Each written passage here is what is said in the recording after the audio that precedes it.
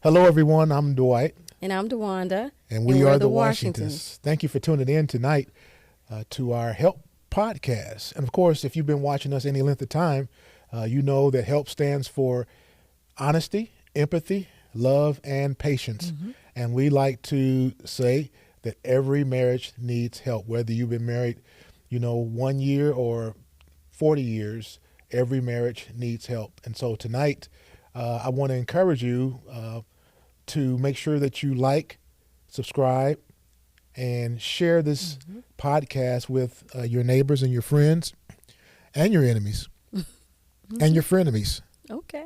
So everybody, just put it out there, because I think we're saying some things that may be helpful, especially to those who are married. But I think we're going to be dropping some nuggets that will be beneficial to everybody that tunes in. So again, if you would like, subscribe, and share this video, that would be awesome. Mm-hmm. So tonight, babe, how you doing? I'm good. How are you? How was your day? It's good. We've been split up most All of the day. Yeah. Been busy. You've been running your running. I got running my running. Mm-hmm. But we came tonight Came together to today do this podcast. Mm-hmm. And so, what do you want to talk about? Whatever you want to talk about. That's what I like. Mm-hmm. I like how you are so agreeable when you don't want to talk. So, but tonight, in all honesty, I think we have a good subject, because we're going to be talking about maintenance. Okay. And I was thinking that over the years that you and I have done quite a bit of counseling, and all kinds of problems and situations we've heard. If we've not heard it all, we've heard quite a bit. Mm-hmm. We've heard probably about 90%. And so I was thinking on the other day, which got me to this subject, how most of the time when people come to us, they come to us because they're having some kind of problems. Mm-hmm. And I was just thinking out loud, and we had a brief discussion about it. Would it be more beneficial if people came for maintenance? They didn't wait until the marriage was on the rocks or that they were having problems. If they would just say, hey, we've been watching you guys, and we just want to, we're not really having any problems, but we just want to run some things by you and see what your thoughts are. Mm-hmm. I think it would be much more beneficial, but that's not how it normally happens. Nope. They wait until, the doo-doo has hit the exhaust system, and then they call us to try to fix it. So we end up being fixers. Mm-hmm. And so I was just thinking, like everything else in our lives, our cars, our air conditioning units, everything, we always do what is called maintenance. Our cars, we get the oil changed. Matter of fact, I just reminded myself I got to schedule your car to get the oil changed. Thank you. And those are things that we do to make sure that that engine continues to run good. Mm-hmm. A lot of times, people who are not really maintenance savvy, they'll wait until they're hearing a funny noise and the check engine light is on, and then we decide maybe we need to get some oil in this. I wonder if there's oil in this car, and they check it and it's low on oil. That's not how we should live our lives. Everything needs to be maintained. And I think when you maintain your car, it prevents breakdowns. Mm-hmm. And when you maintain your marriage, it prevents breakups. Very good. And so tonight we just want to have a discussion about that whole piece of maintaining a marriage. I think you and I have discovered that marriages work, and you've got to put the work in. And we've always just discovered and just came to the conclusion that we wouldn't survive just hoping and wishing that the marriage would work. That it was going to take some legitimate effort. It was going to take time. It was going to take patience. It was going to take honesty. It was going to take empathy. It was going to take love, and it was going to take patience if we had any chance of surviving. And so fortunately for us, we learned that early on, that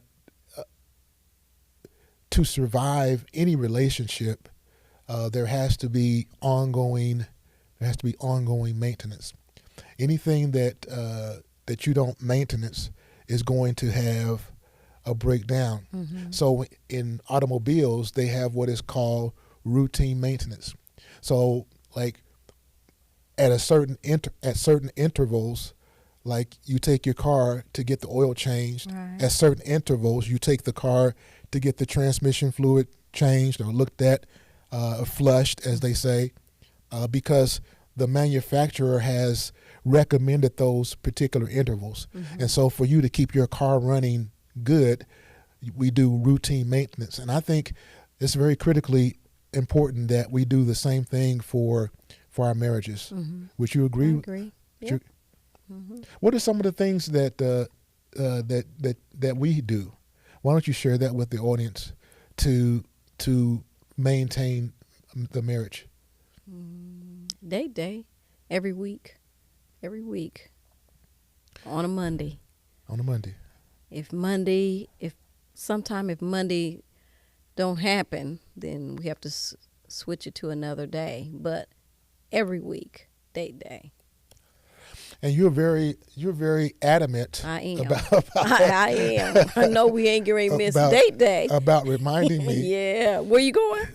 Well, because a lot of times, both of us have very busy lives, and it's easy to forget about those little things. Yeah. Like we get so busy. I mean, like you and I, a lot of times we're so busy taking care of other people just because of being involved in ministry and the things that we do, whether it be for me, real estate, or for you, you're decorating.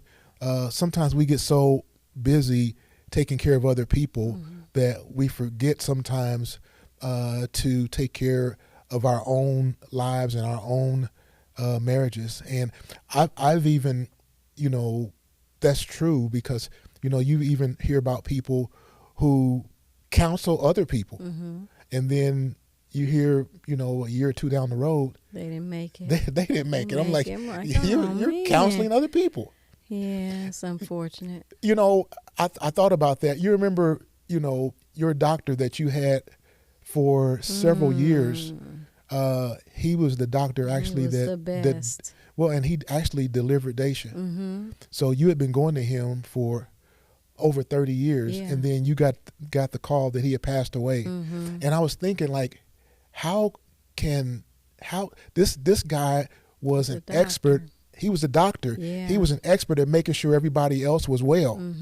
And he got so busy making sure everybody else was well that he got sick. Yeah. So it's very easy to, it is said that mechanics cars are the worst because they so busy working on everybody else's car that they forget about their own. Okay. So we just made a conscious effort to maintain. So date day is one of the things we do, and we always, if Monday doesn't work, then we'll shoot for Tuesday or Wednesday. But the idea is that we always want to make sure that we get that in. Because it's easy to let something slide this week, and then you let it slide next week, and then it's a month, and then it's a month, and it's a year, and then before you know it, you've stopped doing it at all. And so now it's not even a thing anymore. So we make a conscious decision that every week, at least one day, we're going to do something, and it doesn't have to be elaborate. Sometimes we just go, we maybe go downtown to the canal and walk around the canal. That serves two purposes. We get our steps in, and we get time with each other. So just making time. So that routine maintenance piece, I was thinking about it, and I was thinking that, as I said, that most times people, they just they wait until there's problems to address them. Yeah. Whereas if they would just wait and not wait, but be proactively involved in maintaining the relationship, it would make it. I think a lot of more marriages would survive. It's hard, and I've noticed that most of the couples that we've talked to, they have waited until there's problems, and sometimes for us, it's like since we were talking about cars, it's like it's ticking. It was ticking, now it's knocking, and now you bring it to the mechanic and say, hey, can you change the oil? Yeah. And it's like, why? Just you might as well just just go on and let it die, because it's too late. Okay. And we do that with our relationships. We wait until everybody is mad at each other, and there comes, believe it or not, I think there gets to a point of no return. Like, we can't save this. Okay. So it's always better to be proactive, and that's kind of what our conversation went to, because I wrote this word down because back in the day when we were newly married, and sometimes when we had a whole bunch of junk cars. Like, you remember? Oh, I remember. But we had a whole lot of junk cars. Yeah, I remember. You probably don't remember that time. Which one? That we had that one car. It was a beige colored let's see, I forget it was like an American Eagle, American something. It was AMC, whatever that stands for. I forget now. The one that had the inside, the roof was falling down. Yeah, the yeah, I forgot remember that part. Yeah, the lining, like you sit in there. And it's all up on your head like this, and you going like the this. lining was just yeah. The lining was just you would just. It was like you were sitting in a closet or something. Yeah. So you remember I remember the muffler went out, and so we didn't have any money to get it fixed. So I tried to fix it myself. So I took a pop can and cut it in half, Lord, and then wrapped it around what it took. Put the two pieces of the muffler help together. Us, Lord, help my husband. I don't know what he doing. Well, to me it was brilliant. I put the two pieces together and put the aluminum. Why are you laughing at me? Put the aluminum. It wasn't funny then. It wasn't funny then, because I'm like, please, Lord, let it work. Put the aluminum pieces together, and then I didn't have any anything to hold it, so I figured I put duct tape on it. So I put duct tape on it, and it was like quiet as a mouse. I was like, this might work. And for about 2 minutes, it was like humming, and then it's like, I was like, oh, it didn't. So it burnt the tape off. As soon as the engine got hot, it just burnt the tape right off. But I mean, we've got stories. Yeah, I'm like, Lord, we need help. We need help. We need another car. And then we got another junker. He gave us another, because the church folks said you wasn't specific. Right. I said, I need a car. We need a car. He gave us another one. It was a junker too. It was. But what would happen would be, it's like, if I would hear a funny noise, instead of getting it investigated because we didn't have any money to get it fixed, right, I would cut the radio up. So we can't hear it. It's like, life can't be this bad all the time. So I just cut the radio up. Wow. And so I was like, what is that called? And I called it avoidance. Okay. Yeah. Very good. So the marriage is in trouble. It's making all kind of funny noises. And so instead of addressing it, we avoid let's cut the radio up. Yeah. And so that's what we do, that we just put more noise in our lives, more busyness, okay, so that we don't have to deal with what the real issue is. Yeah. We got our marriages is in trouble, so let's just add more noise to our lives so it'll drown out the Wow. problems that we're having. Yeah. And that's what a lot of people do. We avoid dealing with problems. Wow. And what we have discovered, you and I, is that problems normally don't self-correct. There has to be somebody who is intentional about making this work. How are we going to pull out of this? What are we going to do to survive this? And it's not going to go away. Right. So we just, we don't confess it. We don't act like, my marriage is doing very well in Jesus' name. Oh, come on, stop that. Stop that. I guess that irritates me now when people even say stuff like that. It's like you're stupid. You're a dummy. Don't be a dummy. Keep living. Let's address this. Let's work on this. But sometimes, religious settings, and this is just like this is a pet peeve of mine, won't allow people to really be honest with what's going on with them. Yeah. So, it's always, you don't have enough faith, or you're not trusting God enough, or it's always like, so, if you're putting a lot of pressure on people to live in a alternative facts reality. And so we have just said, let's just be honest with each other. Let's be honest with people. Because I think when you're honest, you can get to the root of what's actually going on. Right. And then you can come to some solutions. So the avoidance was a big one. And then I was thinking, because we like to be scripturally correct, is that, back in the book of Genesis, Genesis chapter number 2. You have a Bible study? I got a point. Okay. Just hang in there. Hang in there, little Bucky. I got a point. It says, before any plant of the field was in the earth, and before any herb of the field had grown, for the Lord God had not caused it to rain on the earth, and there was no man to till the ground.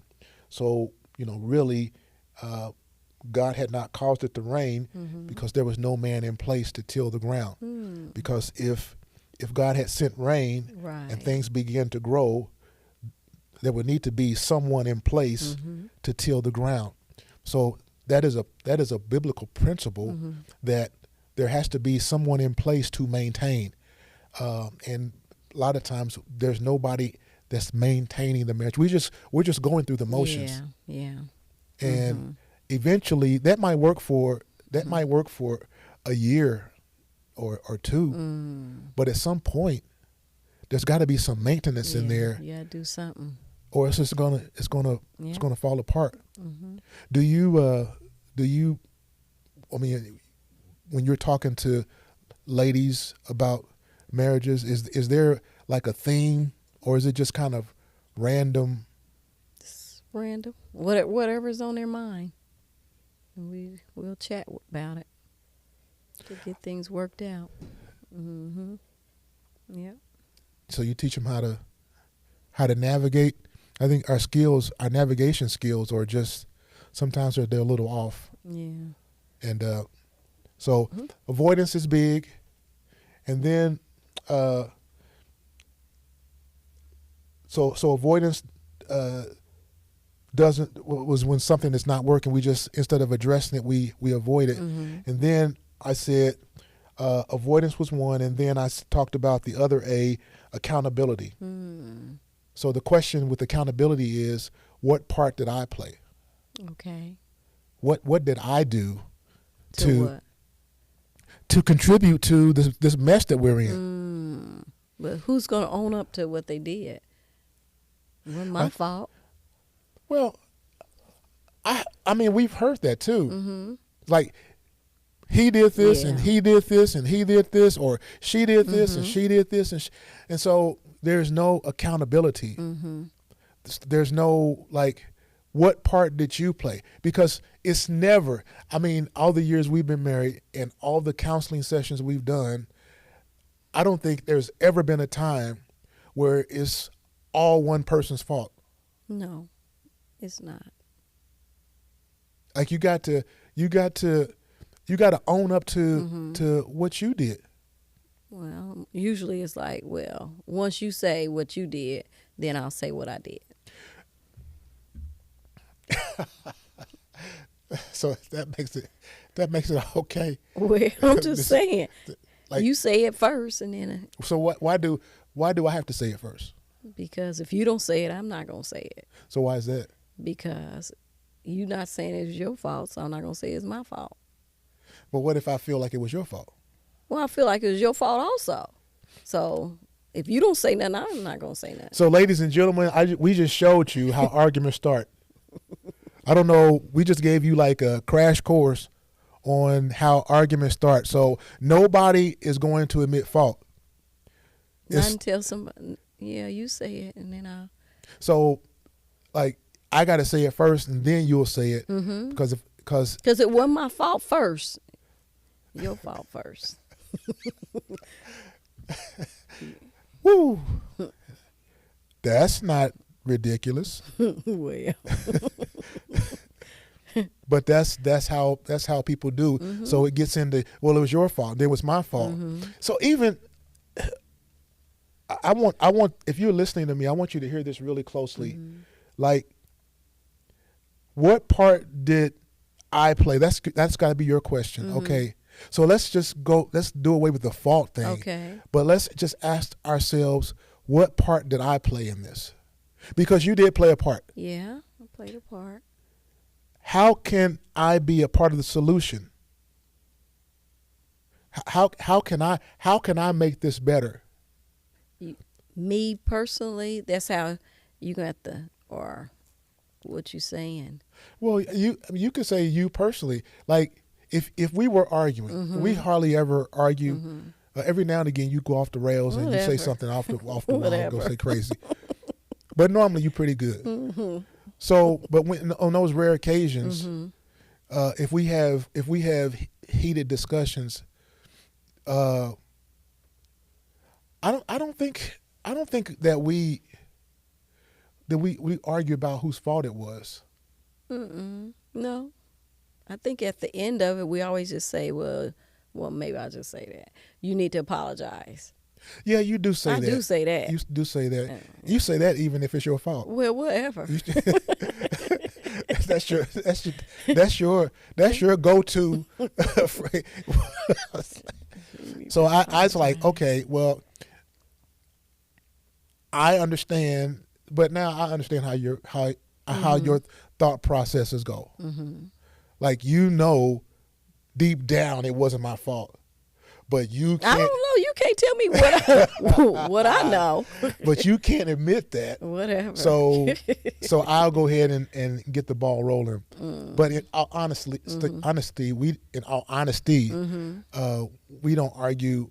We don't argue much because it's not edifying. It's not fruitful. Right. And normally, depending on how heated it is, somebody is going to say something. Yeah, it's going to get bad. That they're going to wish. They're going, in retrospect, that probably shouldn't have said that. Yeah. And then the person going to remember. But yeah, so what would have been an argument, and then tomorrow we good. Now we're going for months. Yeah. And I'm not talking. And we're not speaking. Yeah. Which is crazy. Is it? It's crazy. That is no way to have a marriage. That's to not say nothing. Yeah, I mean that's childish. Is it? And a lot of people are just emotionally immature. So, it's just. Well, I'm being quiet because I want you to feel that I'm mad. So I ain't saying nothing to you. So that's what you've been doing all these years. You just want me to feel that you don't have to just feel it. I mean, I'm sure I was very good at telling you. Yeah, you were. You were A1 in telling me.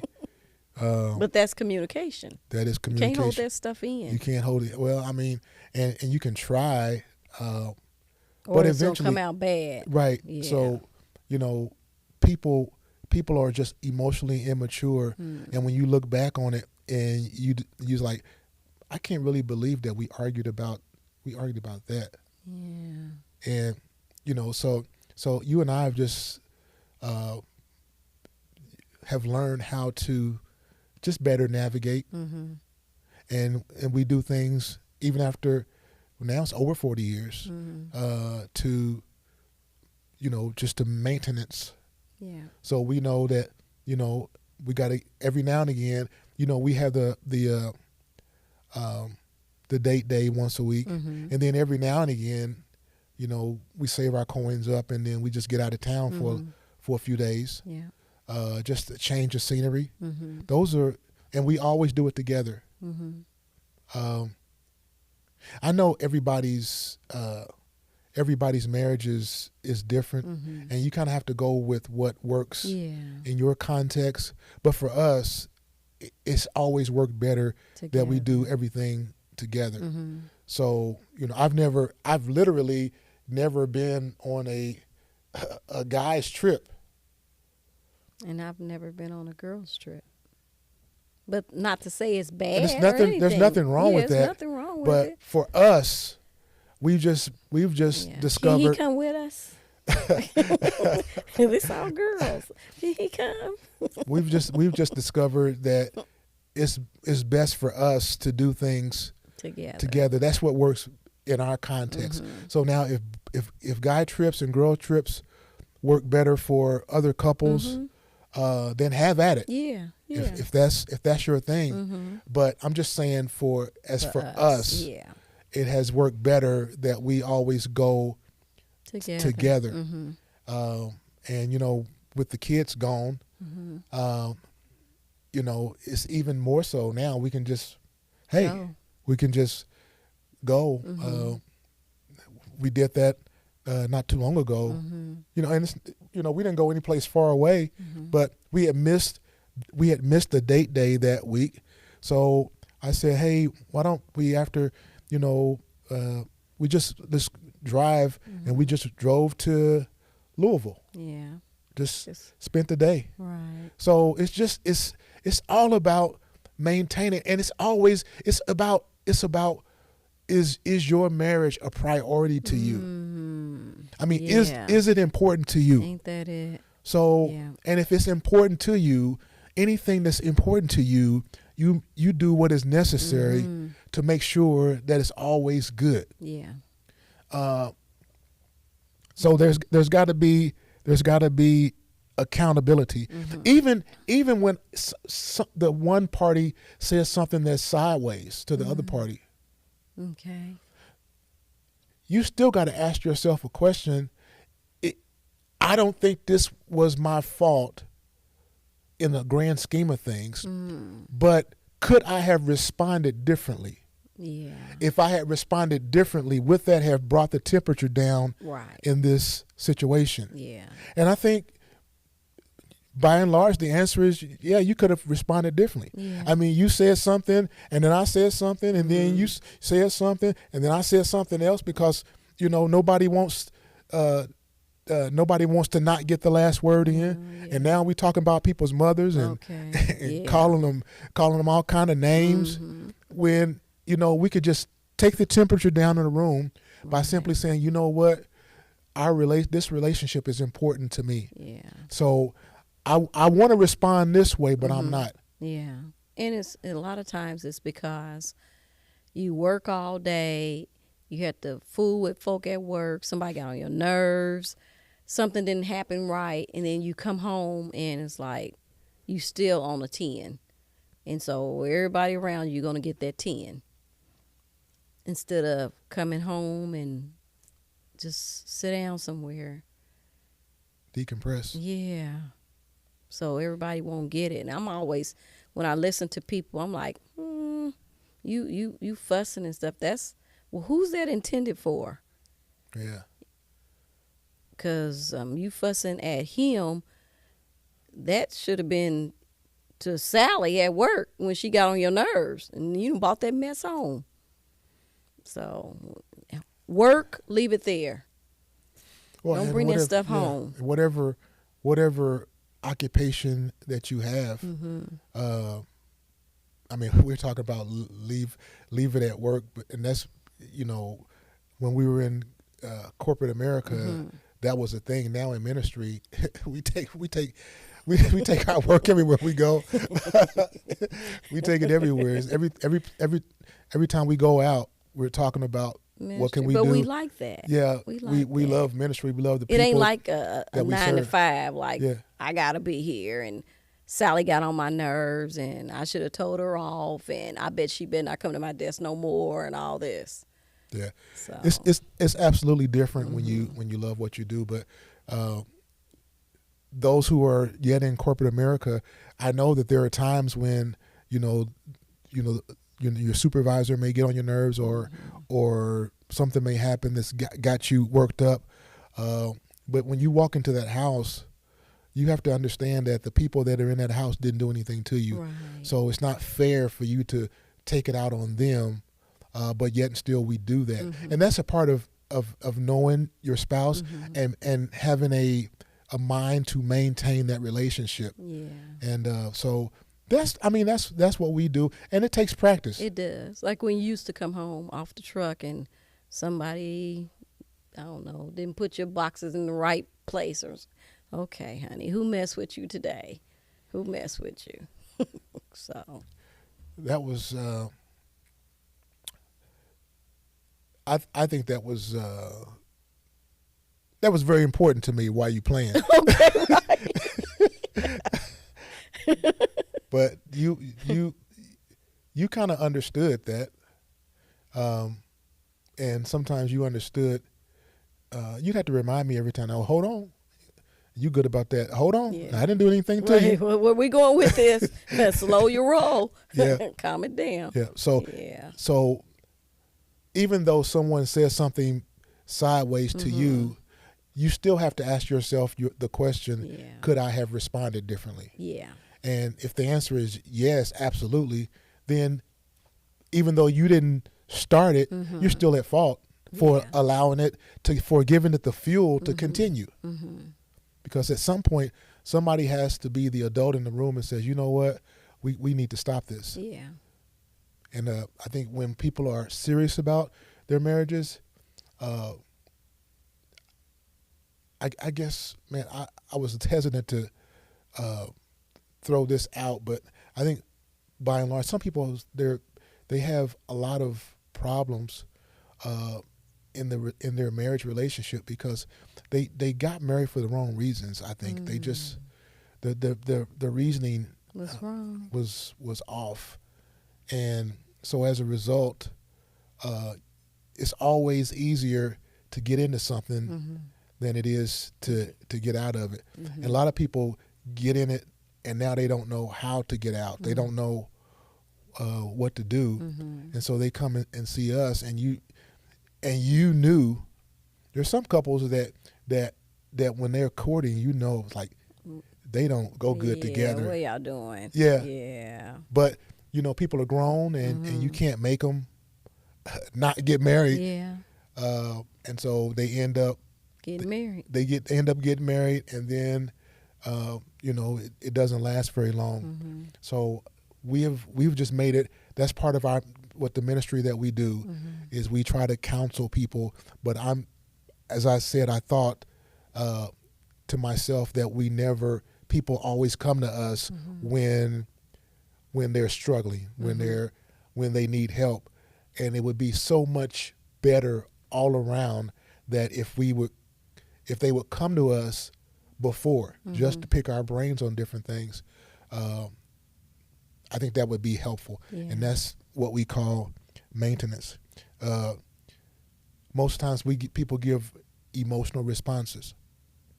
It's just raw emotions. There's no emotions there's no rhyme or reason. It's just an emotional outburst. I call it verbal vomit. Sounds nasty, don't it? It's verbal, like you verbally vomited on me. It wasn't. I looked up. You looked up vomit? Yeah, and it says vomit is the body's way of responding to irritation in my stomach. Okay. And many times, verbal vomit is someone responding to irritation in my life. I irritate you. Is that it? There's an irritation. If there's an irritation in the stomach, is vomit. And so verbal vomit is just to spew it out there. I'm in my feelings and I'm responding to an irritation in my life. And we have to make sure that, everything is being monitored, everything is being addressed. So when you're driving your car, since we're talking about maintenance, Yes. you watch the gas gauge. So you don't wait until you get out of gas. Honey, I need gas. To put gas in your car. You monitor that. Okay. And so you don't have a breakdown on the side of the road. So in your case, I monitor that for you. Thank you. So that you don't break down on the side of the road. A lot of times people, they don't count the cost of what a breakup actually is costing them. So, now you got a house and you got bills together. Yeah. So then when you kids and you got kids, and when you break up, now you got to try to sell the house, and now you got to find a place to stay, and I got to find a place to stay. So now I got bills of my own again, and I got bills of my own. You got bills of your own, and then we still got the bills that we accumulated together. Yeah.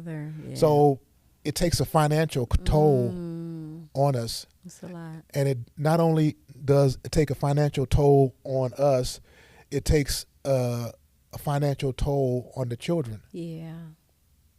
I was reading a statistic, and because you hear a lot of people say, I'm staying in the marriage because of the children. And they did a study a while back, and they said studies have shown that generally staying together because of the children is not a good idea. Really? They did a study of 63 preschoolers, and many of them, those preschoolers were,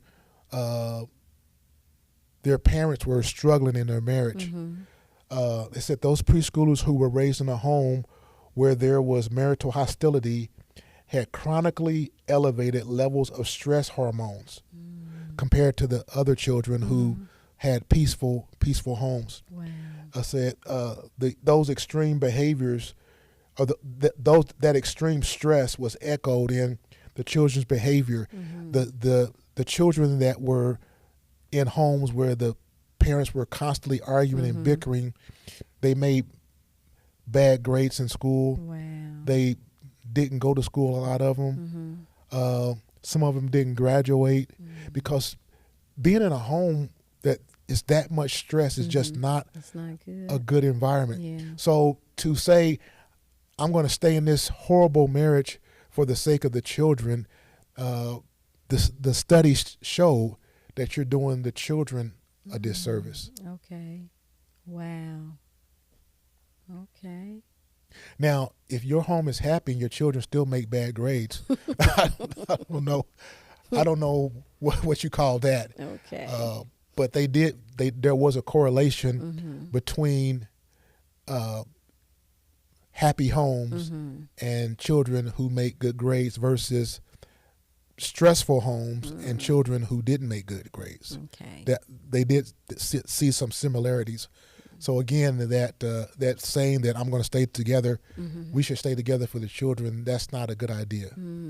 So I just wanted to, that's what I came up with today, and I just wanted to spend some time with our viewing audience and talk about maintenance because, for us, that's been critically important. Yes. I don't know I don't know. We haven't had a lot of problems. Probably our largest problems were financial. Yeah, I was going to say money. Yeah. Yeah. So when people come to us, we really understand. Mm-hmm. We actually get it. And if you allow money to ruin your marriage, it will. It will. Ruin you quick It sure because will. you know we could have. Yeah. Could have. Yeah. We Sure coulda. we are a statistical anomaly that we struggled like we did, Ooh. but we somehow survived. Mm-hmm. And I think it was because we just made it a priority Yeah. that we were going to stick it out. Yep. And Wasn't fun. divorce wasn't an option. Right. No, it wasn't fun. Wasn't fun. It wasn't fun. Mm-mm. It wasn't fun. All the things that I'm not going to go through all of it, but it was a lot, It was and there was a lot of stress, and there was a Yeah. lot of just bad stuff.